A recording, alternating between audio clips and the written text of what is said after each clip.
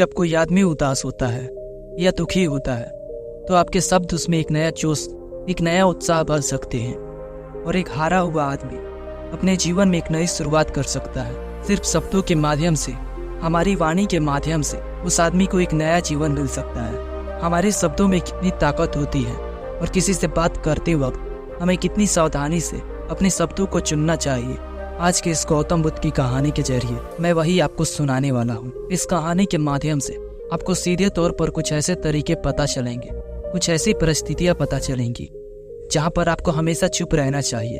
कुछ परिस्थितियों में अगर आप कुछ नहीं बोलेंगे तो वही आपके लिए सबसे ज्यादा बेहतर होगा। इससे पहले कि आप इस कहानी में कहीं खो जाए, इस चैनल को सब्सक्राइब जरूर कर ले। चलिए कहानी शुरू करते हैं। एक बार की बात है, एक युवा लड़का एक बार बौद्ध भिक्षु के पास गया। वह काफी परेशान लग रहा था और उसने बौद्ध भिक्षु से जाकर पूछा, हे महात्मा, मैं अपने आप से परेशान हूँ, अपने आप से दुखी हूँ। बाहरी रूप से मुझे कोई दुख नहीं है, मैं धन धान्य से संपन्न हूँ, मुझे कोई शारीरिक रोग भी नहीं है, लेकिन मैं खुद से परेशान रहता हूँ, अपने मन से परेशान रहता हूँ। अक्सर मेरी बातों को मेरा कोई भी दोस्त गंभीरता से नहीं लेता और न ही मेरे परिवार के लोग मेरी किसी बात को गंभीरता से लेते हैं। मैं जो कुछ भी सलाह देता हूँ या तो वह उसे मजाक में उड़ा देते हैं या फिर उसे गंभीरता से लेते ही नहीं। मेरी बातों को कोई गंभीरता से क्यों नहीं लेता है? क्यों मेरी बातों पर कोई अमल नहीं करता? क्यों मेरी बातों में कोई रुचि नहीं दिखाता? क्या कारण है? कृपया मुझे बताने का कष्ट करें, मेरे मन के इस दुख को दूर करें। यह सुनकर बौद्ध भिक्षु ने कहा, आज सुबह मैं चलित ध्यान करके वापस आ रहा था। रास्ते में कुछ कौवे काँव काँव कर रहे थे और वहीं पर जब मैं चलता हुआ कुछ दूर आया तो मुझे एक मोर की मधुर आवाज सुनाई दी। यह सुनकर अचानक मेरे मन में ख्याल आया कि कौवे कितने काँव काँव करते हैं, इतना बोलते रहते हैं, लेकिन कोई भी प्राणी कौवे की आवाज को ध्यान नहीं देता और ना ही उसे पसंद करता है। मोर हमेशा सही परिस्थिति के हिसाब से बोलता है। जब भी बारिश होने वाली होती है और बादल गरजते हैं और बारिश होने की आशंका होती है, ऐसे में मोर अपनी मधुर आवाज में गाता है जो सभी को प्रिय होता है, सभी को अच्छा लगता है। ऐसे ही अगर इंसान सही परिस्थिति के हिसाब से सही शब्द बोले, सही वाणी बोले, तो वही वाणी दूसरों के लिए संगीत हो जाती है और दूसरे लोग तुमसे सम्मोहित हो जाते हैं और वहीं पर तुम्हें सब लोग गंभीरता से लेने लगते हैं। और दूसरी तरफ अगर तुम यूं ही बेफिजूल ऐसे ही बोलते रहते हो, बिना किसी बात के बोले चले जाते हो, तो फिर तुम्हें कोई गंभीरता से नहीं लेता। तुम उस कौवे की भांति हो जाते हो जिसकी वाणी कोई पसंद नहीं करता और बाद में तुम्हें दुख होता है कि तुम्हें कोई गंभीरता से क्यों नहीं लेता। इसलिए अपने शब्दों को बेहद बुद्धिमानी के साथ इस्तेमाल करना सीखो। अगर ये तुमने नहीं सीखा तो समाज में तुम्हें कोई सम्मान या कोई गंभीरता से नहीं लेगा। यह सुनकर वह युवा लड़का बोला, हे महात्मा, मैं जानता हूँ कि मैं ज़्यादा बोलने की बीमारी से ग्रस्त हूँ, मुझे इतना नहीं बोलना चाहिए, लेकिन मैं अपने आप पर काबू नहीं रख पाता और ना ही मैं इतना बुद्धिमान हूँ कि अपने शब्दों को नाप तौल के बोल सकूं। मैं तो किसी से बात करते वक्त इतना सोचता भी नहीं कि मुझे अपने शब्द किस तरह से इस्तेमाल करने हैं। कृपा करके मुझे ऐसी परिस्थितियां बता दीजिए जहां पर मुझे कम बोलना है या फिर बोलना ही नहीं है, हमेशा चुप रहना है। अगर आप मेरा मार्गदर्शन कर सकते हैं तो मेरा जीवन आसान हो जाएगा और मुझे ज़्यादा दिमाग या अपनी बुद्धि लगाने की भी ज़रूरत नहीं पड़ेगी। यह सुनकर बौद्ध भिक्षु ने मुस्कुराते हुए कहा कि बेटा, वैसे तो इंसान को हर परिस्थिति में सोच समझकर ही बोलना चाहिए, लेकिन अगर वह हमेशा होश में नहीं रह पाता, ध्यान में नहीं रह पाता, तो मैं तुम्हारे दैनिक जीवन की कुछ ऐसी परिस्थिति बता रहा हूँ जहाँ पर तुम्हें हमेशा चुप रहना है। अगर तुम ऐसी जगहों पर कुछ बोलोगे तो तुम्हारा अपमान ही होगा या फिर तुम्हें कोई गंभीरता से नहीं लेगा। सबसे पहली जगह है जहाँ पर इंसान को हमेशा चुप रहना चाहिए, वह है जब किसी ऐसे विषय के बारे में बातचीत हो रही हो जिसके बारे में आपको कोई जानकारी ही नहीं है। तो ऐसी परिस्थिति में व्यर्थ ही बीच में टांग अड़ाना, अपना ध्यान देना, व्यर्थ का ज्ञान आपको कुछ पता नहीं है लेकिन फिर भी आप अपने ज्ञान देने के लिए उत्सुक हैं, तो ऐसी जगह पर आपका अपमान ही होगा। जरा तुम खुद सोचो, जब कोई बीमार आदमी अपनी बीमारी के बारे में चर्चा कर रहा हो और आपको उस बीमारी के बारे में कोई भी ज्ञान नहीं है, लेकिन फिर भी आप बेकार में उसे ऐसी ऐसी औषधियाँ बता रहे हैं जिसका उसकी बीमारी से कोई तालमेल ही नहीं है, तो ऐसे में आप अपनी प्रतिष्ठा अपने हाथों से खो रहे होते हैं और आपको पता ही नहीं होता। ऐसी परिस्थिति में आदमी को हमेशा ध्यान से सुनना चाहिए, ध्यान से सुनना भी एक कला होती है। अगर आप सुनने का दिखावा करेंगे तो कहीं ना कहीं सामने वाले को यह एहसास हो जाता है कि मेरी बात पूरी ध्यान से नहीं सुन रहा है। इसलिए जब आपको किसी विषय के बारे में पूरी तरह से जानकारी ना हो तो वहाँ पर केवल आप अपने कान लगाना ही ज़्यादा महत्वपूर्ण समझे। भिक्षु कहते हैं दूसरी जगह जहाँ आपको मौन रहना चाहिए। जब आप भोजन कर रहे हो उस वक्त आपको शांत रहना चाहिए। महात्मा बुद्ध और उनके भिक्षु हमेशा चुप रहकर भोजन करते हैं, शांत भाव से भोजन करते हैं, परिपूर्ण होकर भोजन करते हैं, एक एक टुकड़ी का स्वाद लेकर भोजन करते हैं। और ऐसा भोजन जब आपके शरीर में पहुंचता है वह आपके अंग अंग तक ऊर्जा पहुंचाता है। अक्सर हम भोजन करते वक्त कुछ न कुछ बोलते रहते हैं, कुछ न कुछ सुनते रहते हैं, लेकिन मौन रहकर पूरा स्वाद लेकर उस भोजन को कभी नहीं करते। हम उस भोजन को करते वक्त आधे अधूरे ही रहते हैं, इसलिए हमारा शरीर रोगों से ग्रस्त हो जाता है।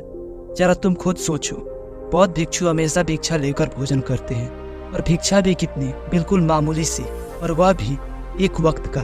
तो एक वक्त के भोजन करने के बाद भी वो इतने स्वस्थ रहते हैं, कैसे? इतने उत्साह, जोश और आनंद से भरे होते हैं। और हम तो इतना खाना खाते हैं, इतनी सारी भोजन की सामग्री हमारे लिए उपलब्ध रहती है, लेकिन हमारे शरीर में कोई ऊर्जा नहीं होती। इसका सबसे बड़ा कारण होता है कि हम अपना भोजन होश में नहीं करते, परिपूर्ण होकर नहीं करते, मौन रहकर नहीं करते। इसलिए अपना भोजन हमेशा मौन रहकर ही करो। तीसरी जगह जहाँ पर अगर आपने चुप रहना सीख लिया तो इसका मतलब यह है कि आपने अपने ऊपर विजय प्राप्त कर ली है। जी हाँ, गुस्से में शांत रहना या चुप रहना इतना आसान नहीं होता है।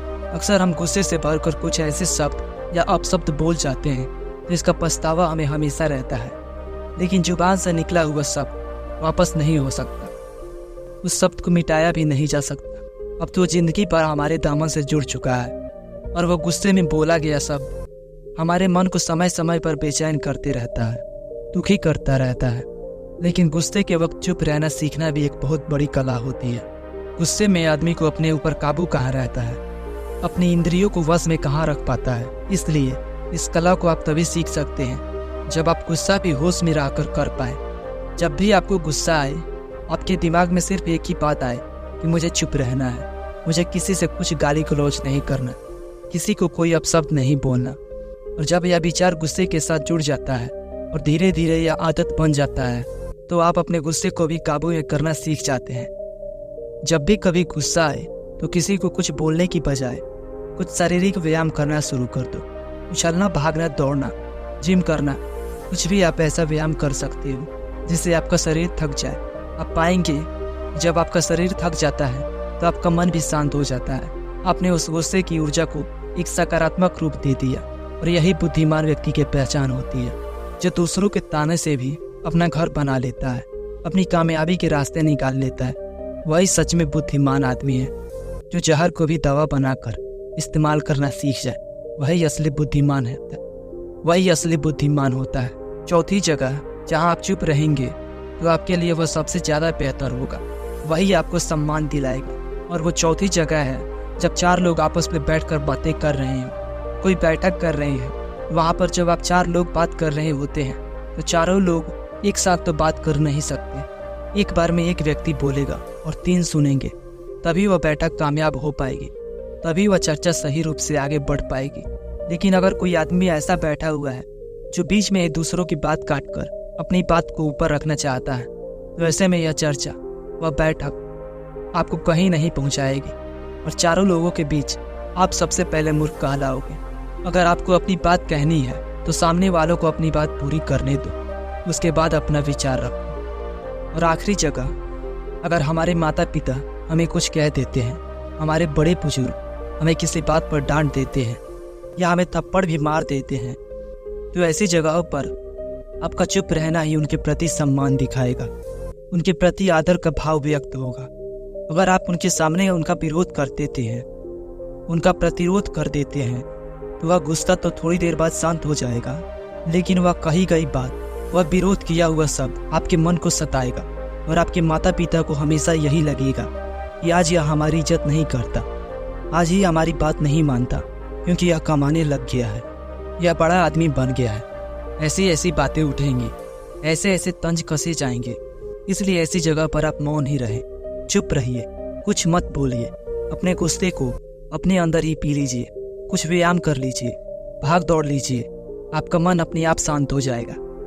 आखिर में बौद्ध भिक्षु ने अपनी बात को खत्म करते हुए कहा कि कम शब्दों में अपनी भावनाओं को उतारना सीखो। शब्द हथियार की तरह होते हैं। बोलो तो होश में बोलो, ध्यान में बोलो। जीवन शैली ऐसी बना लो कि आप जब भी बोलो पूरे होश में रहकर बोले, पूरे आनंद के साथ बोलो, पूरे प्रेम के साथ बोलो। ऐसी वाणी बोलो जो दूसरों के दिल को ठंडक पहुंचाती हो, दूसरों के मन को भी शांत करती हो।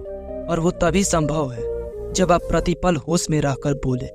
इसके बाद वह युवा लड़का बौद्ध भिक्षु के सामने नतमस्तक हो गया और उनको प्रणाम करते हुए अपने घर वापस लौट गया। दोस्तों, उम्मीद है कि यह कहानी आपको बिल्कुल पसंद आई होगी। अगर पसंद आई है तो इस वीडियो को लाइक जरूर करें।